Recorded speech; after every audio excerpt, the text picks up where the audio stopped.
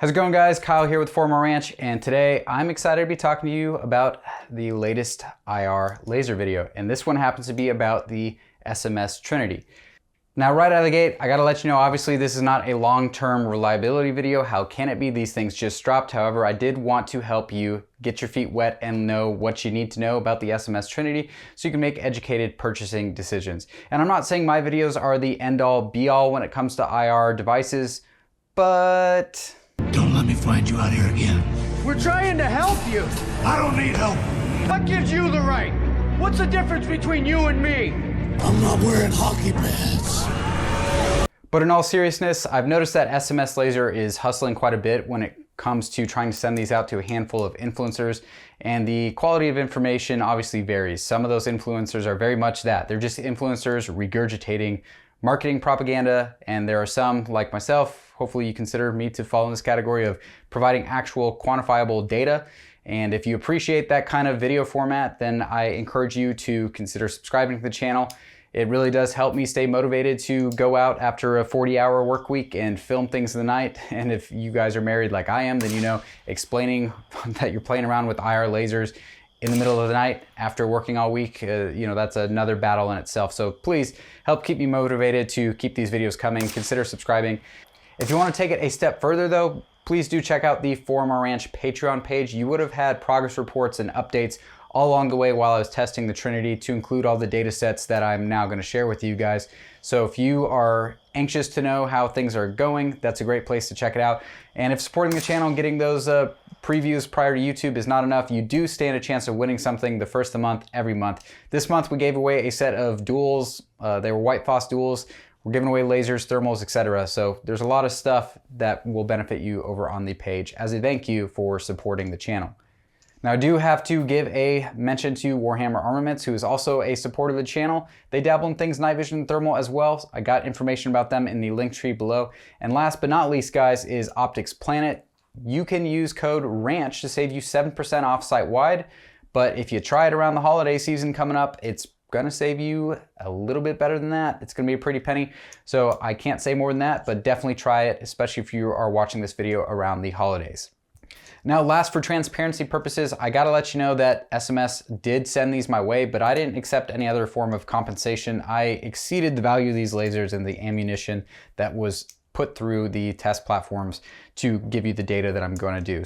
But in an effort to be transparent, I just wanna make you guys aware of that. Regardless if they sent me 1,000 of these or $1,000, whatever, I do lean on actual objective data in the remainder of this video so that you can determine if these are right for you or not. Now, I do think it is worth just diving into why the SMS Trinity is a big deal. Why is it relevant? Well, about 18 months to 2 years ago, if you wanted strong full power illumination via IR, you had to kind of roll the dice on gray market units that you may or may not get scammed on when trying to purchase them online secondhand, or you may or may not get actual warranty support if and when something breaks. Fast forward to 2025 and you have two really prominent additional options. One is Chinese lasers that just don't care about US FDA regulation in terms of strength and output. The other is a number of VCSEL-based illuminators, and without diving into the weeds there, it is just a new illumination technology that is much easier to be FDA compliant while also maintaining strong illumination. So that's as much as I'm gonna get into that, but the SMS laser, on top of having a VCSEL illuminator, insanely strong output, it also only comes in at 350 bucks at the time of this video. And that is relevant because, again, drawing comparisons to the past, well, before this dropped, the Holosun Iris, and it still is a very, very relevant option, but that was kind of the king of budget lasers you can actually rely on. Those are currently coming in at about 900 bucks. So this is undercutting the Iris by a factor of about 3. Now, the Iris was a big deal because it is also undercutting a lot of prominent lasers by a factor of 3 as well. So they, $3,000 plus down to 900. That was an incredible bargain, still is in my opinion, compared to some of the other offerings. Now this is coming in at 350 bucks. So you're at like a factor of 9 to some of the big name laser devices that are out there. So that is why it is getting so much interest. Now keep in mind, if this thing sucks, if it doesn't perform, doesn't hold zero, falls apart, it's not worth $20. It's just adding weight to your rig. Okay, so let's just briefly give you an overview of the unit. So this is a 3-in-1 device, meaning you have a visible laser, IR laser, and IR illuminator in a fairly compact form factor. And I think the ergonomics is what really stood out to most of us when it comes to the SMS laser. Because me personally, I don't know how many things I could improve on in terms of the design, with a few exceptions that we will get into here in just a second. Now, I do want to point out that the laser diodes are centered over the bore, which makes for parallel zeroing a lot easier, which is always nice. The output of both the IR illuminator and the IR laser, visible laser, all those are independently controlled. Now, I do want to point out when you're in a dual mode, the top button is going to control the laser only and the bottom button is the illuminator only, or potentially vice versa, but it's not up and down of both. You're going to individually control things. You may fumble around with it like I did if you don't take the time to read instructions like I don't. So just pointing that out to you. Now, one thing I do also like is the transverse battery mounting, because that is going to help it hold up against recoil impulse for a lot more cycles than if it was mounted in parallel to that recoil impulse. One thing you're probably going to notice right away is this slider on top. That is going to control your illumination divergence. So closer to you is wider, further away from you is more narrow. So just remember, up close and far away, there are some little bit of clicks in between. And you'll notice it is lubed up, ready for the Diddy party as well. I'm not sure why all this grease has been on all the units. It's also kind of on this mode dial, but that is how it comes out of the box. So with the basic overview of the unit in mind, let's get into my nitpicks as someone who uses a lot of lasers a lot of the time.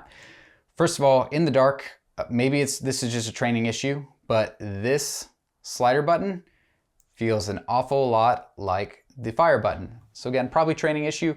I would hope or recommend that they kind of differentiate the textures a little bit or geometries a little bit to where it's easier to distinguish. Again, maybe it's a training issue and I just need more time on this, but that is something that ended up happening more often than not, is I would grab this thinking it was fire button or vice versa in a pinch when trying to just grab this in a C-clamped kind of position. Similar to what's difficult in the dark, these adjustment screws take a tiny little screwdriver, which is not really ideal if you need to make adjustments on the fly in the dark. Now, hopefully over time, increased testing will show that there isn't really a need to make adjustments often, if at all, once you get this mounted and zeroed. But in case you do, or you want to switch it from gun to gun, this is not easy to work with in the dark. I wish those were a little bit larger. However, they are made really solid. There's virtually no play in between adjustments and they take a decent amount of force to adjust. So I will kind of give them a semi-pass because they made the turrets well, just a little undersized for my liking. Now, what does need improvement, if you ask me, is this selector dial is not tactile at all. It kind of has a click. It's very, very faint, but you don't really feel it. So it's really easy to pass a position, especially if you're fumbling around with this in the dark. It is not the hardest thing to do. Hopefully you can hear that, but it is a really, really faint selector switch. So I would like them to maybe make a stronger detent or something that's a lot more obvious, more tactile, to where you can really make sure you are indexing what you think you are indexing.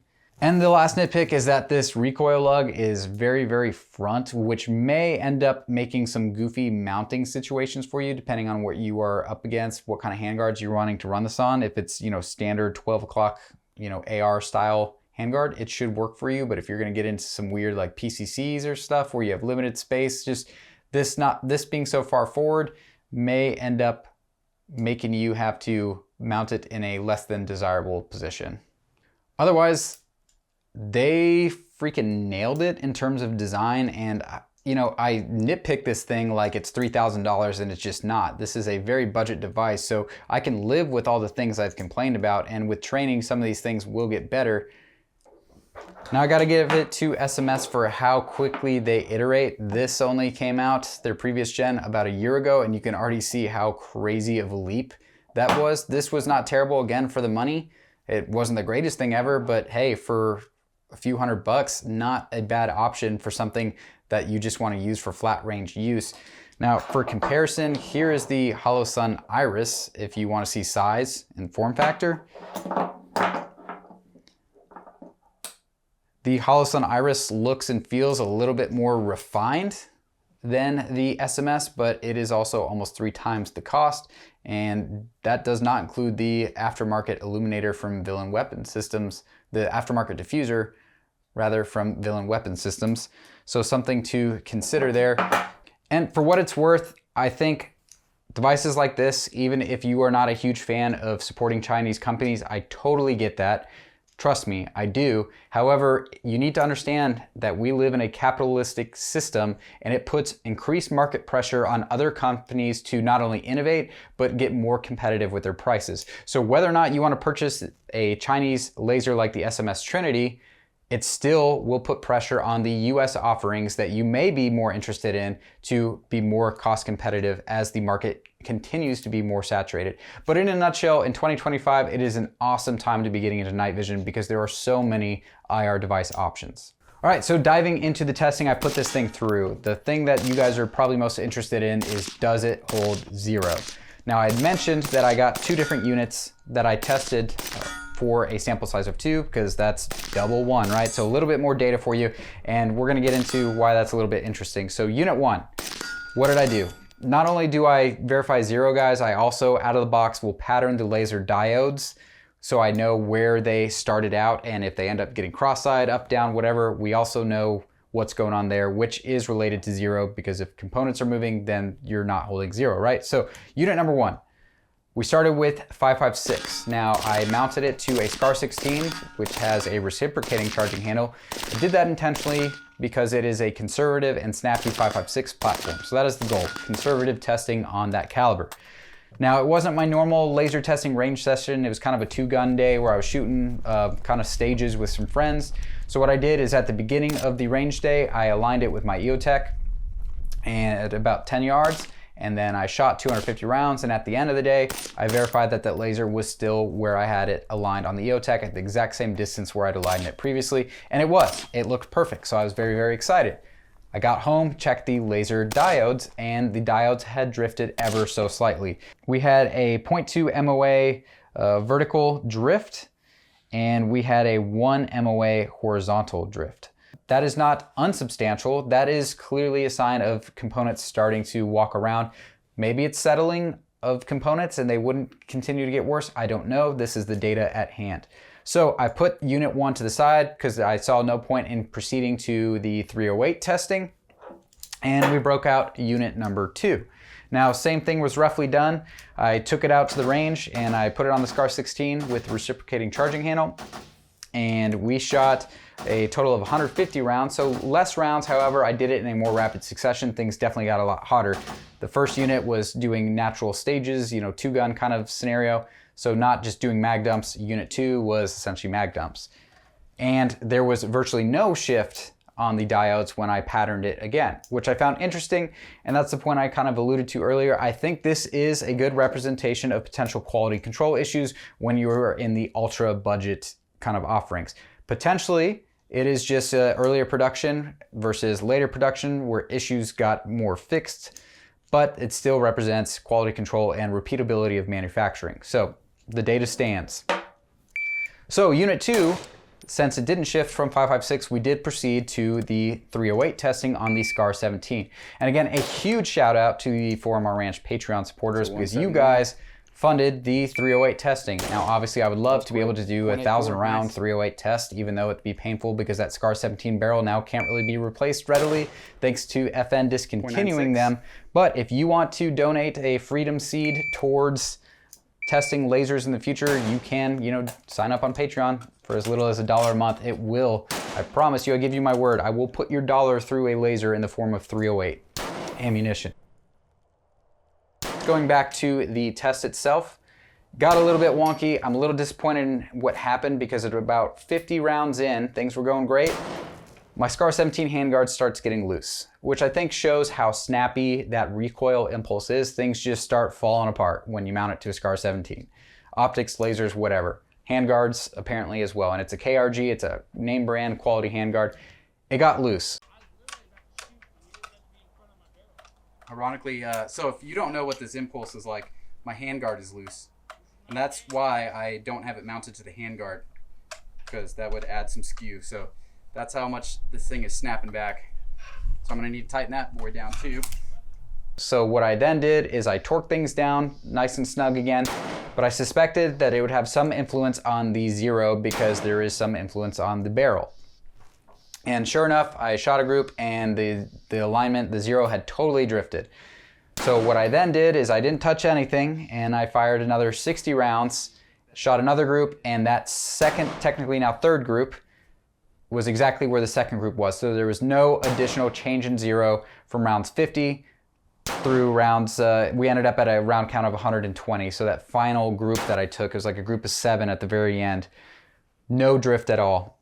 So I would call that zero retained, but we can only say it's for about 60 rounds. Again, I wish it was more. I wish I had higher budget, but that is the testing we did. However, what made me feel better and more confident that the zero did not move, or would not have if it wasn't for the wonky handguard issue that we ran into, is that the diodes on Unit 2 did not drift after 120 rounds of SCAR 17 recoil, and it ended up being 180 rounds total of SCAR 16 ammo, or SCAR 5.56 through it, because I mounted it again and shot another magazine of SCAR 16 after the 17. So anyways, I digress. That is what we got. So conflicting results. One was tested a lot more severe and had a lot better results. So take that for what it's worth. Again, my objective is to give you the data. You decide if it makes a product worth it or not for you.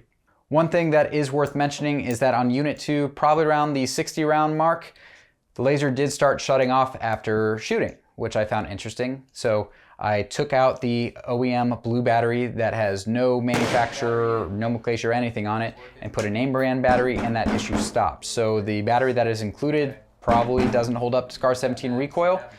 Take that for what it's worth, but I have not had that issue repeated since I put a quality battery inside.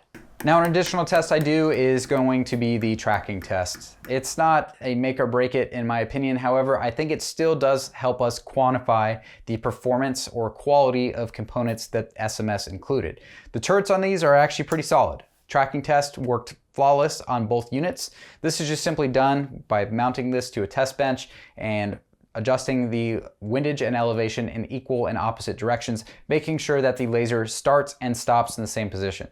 Now, beyond it signifying that the turrets are actually decent, it also helps with ease of zeroing if you have actual controlled incremental adjustments for, zeroing purposes, obviously, right? So tracking test yielded no issues or concerns.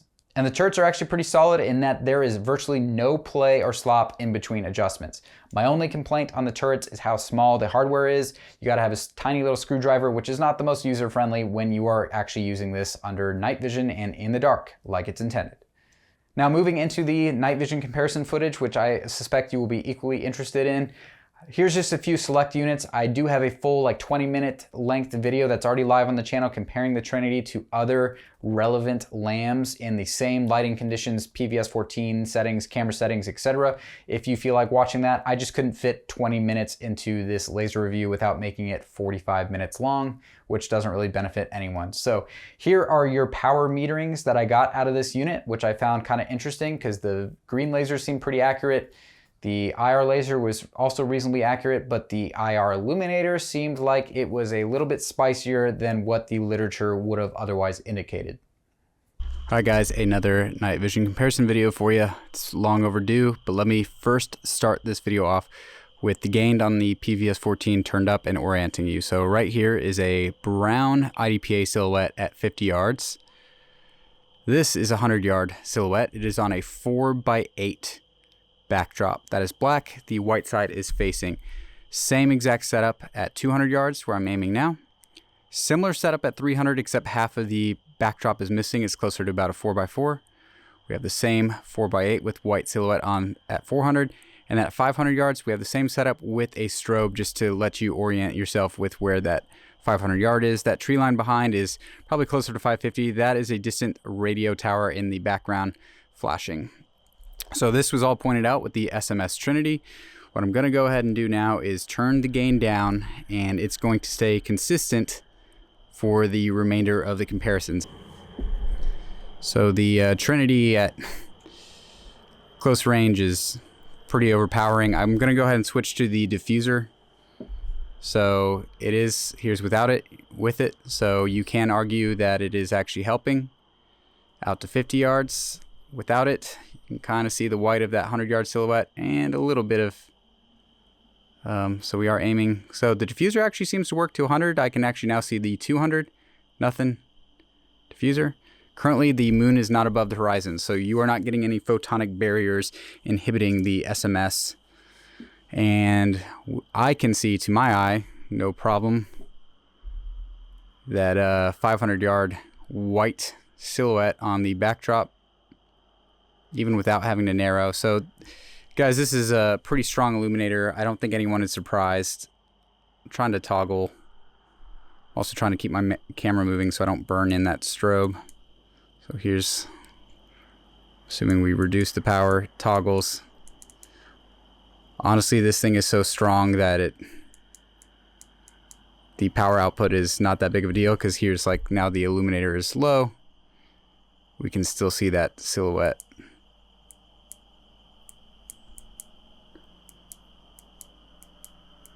So cranking it all the way up to high again. As best I can tell, we're there. Widen things out. And even on wide, you can see it. One thing that's obvious is the artifacts right now around the illuminator as we're shining at that 100-yard. Now, some of you guys are not going to like that. Currently, I'm filming at a 100-yard target with no obstructions. Now, if there's brush, obstacles, you're shooting around barriers, you're going to get some of that. Those artifacts are going to splash back at you. So do keep in mind with that. So here is the SMS Trinity illuminator. I'd say overall it's pretty darn clean. All right, so keeping camera settings and the PVS 14 constant for the rest of this video. I'm trying to hurry before that moon comes up.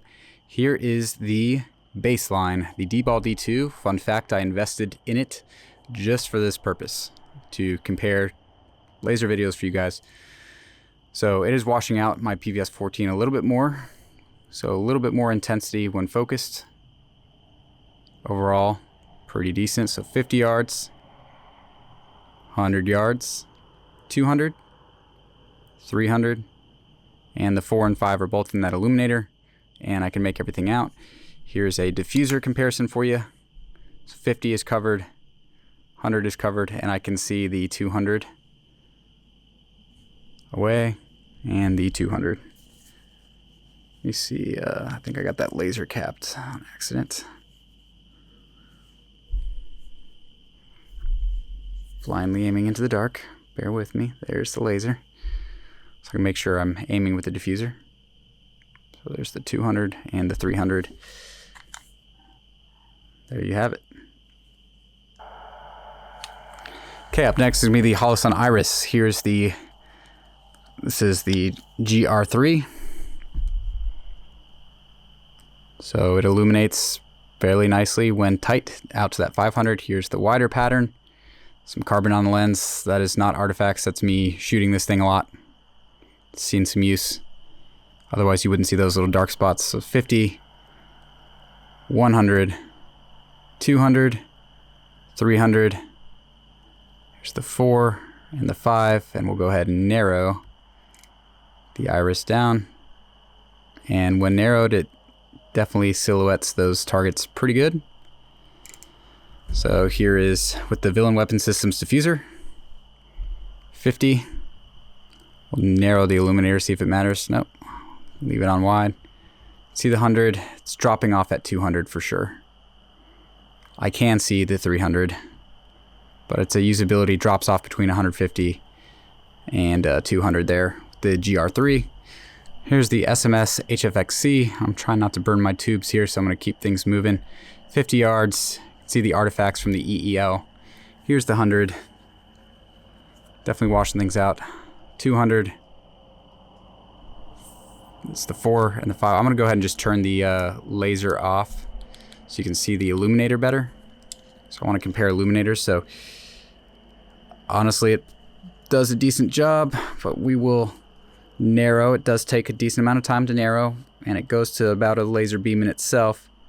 So there is the HFXC at the 400, and now we're centering that 500, 300, 200. Here's the 1 and the 50. So we'll go wide again. Takes a few revolutions. Definitely nowhere near as clean. So Trinity is on the right, HFXC is on the left. Let's go as wide as we can. See HFXC and as wide as we can on the Trinity. Trinity is obviously cleaner. All right, narrowing the Trinity down. We will make the HFXC similar in size. Bear with me. They're both pretty much overpowering everything because I think I'm actually exceeding the limit of what my camera can capture here, but I don't want to change settings. But so you're getting more juice than what this PVS 14 gain is currently set to. So we'll do more of a medium beam. I'm gonna move my tubes, bear with me. So HFXC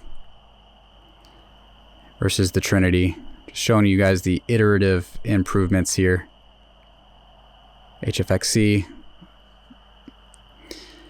And I don't think this one's actually been fired, but obviously that lens is dirty. It's got a spot on it. So decent example of how clean things are. All right, guys, and with that, I hope that this is, again, a laser video that helps you decide if something is worth it or not. Now, if you do care about my opinion, I think for 350 bucks, it's kind of a no-brainer because it's not that hard of a pill to swallow.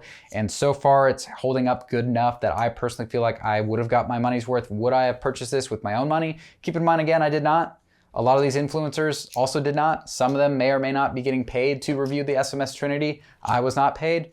This is the data unfiltered and unbiased for you guys to determine if the SMS Trinity is right for you.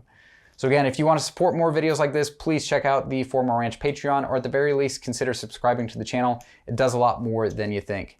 And if you are still sticking around, I do want to sincerely thank you for taking the time to stop by and watch this video. And as always, have a good one.